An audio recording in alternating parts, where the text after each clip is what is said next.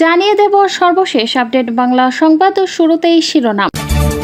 ত্রয়োদশ জাতীয় সংসদ নির্বাচন সামনে রেখে এবার বিএনপিতে যোগদান করলেন ফ্যাসিবাদ বিরোধী যুগপৎ আন্দোলনের শরীফ ১২ দলীয় জোটের সমন্বয়ক ও বাংলাদেশ জাতীয় দলের চেয়ারম্যান অ্যাডভোকেট সৈয়দ এহসানুল হুদা। গত সোমবার বিকেল 4:30টায় রাজধানীর গুলশানে বিএনপি চেয়ারপারসন সেলের রাজনৈতিক কার্যালয়ের আনুষ্ঠানিকভাবে যোগদান করেন তিনি।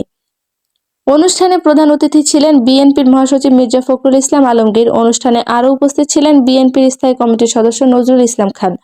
অনুষ্ঠানে বিএনপির মহাসচিব মির্জা ফখরুল ইসলাম আলমগীর বলেন, জাতীয় দলের চেয়ারম্যান অ্যাডভোকেট সৈয়দ এহসানুল হুদা বিএনপিতে যোগদান করলেন, তাকে অভিনন্দন জানাই। আশা করি তার এ যোগদান আমাদের গণতান্ত্রিক আন্দোলনকে আরও বেগবান করবে।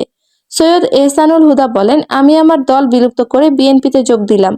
বিএনপিতে যোগদানের সুযোগ করে দেওয়ায় বিএনপির মহাসচিব সহ সবার প্রতি আমি কৃতজ্ঞ। জানা যায়, বিএনপিতে যোগদান করার পর এহসানুল হুদাকে কিশোরগঞ্জ ৫ আসন থেকে ধানের শীষের মনোনয়ন দেওয়া হতে পারে। সেক্ষেত্রে এই আসনে ধানের শীষের বর্তমান প্রার্থী পরিবর্তন হয়ে যাবে। এর আগে গত ৮ ডিসেম্বর নিজ দল বিলুপ্ত করে নেতাকর্মীদের নিয়ে বিএনপিতে যোগদান করেন বাংলাদেশ এলডিপির চেয়ারম্যান শাহাদাত হোসেন সেলিম। যোগদানের পর তাকে লক্ষ্মীপুর ১ আসন থেকে ধানের শীষের মনোনয়ন দেওয়া হয়।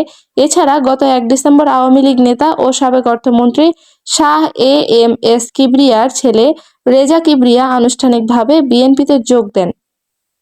গুলশানে বিএনপি চেয়ারপারসনের রাজনৈতিক কার্যালয়ে দলটির মহাসচিব মির্জা ফখরুল ইসলাম আলমগীরের হাতে ফুল দিয়ে আনুষ্ঠানিকভাবে বিএনপিতে যুক্ত হন তিনি।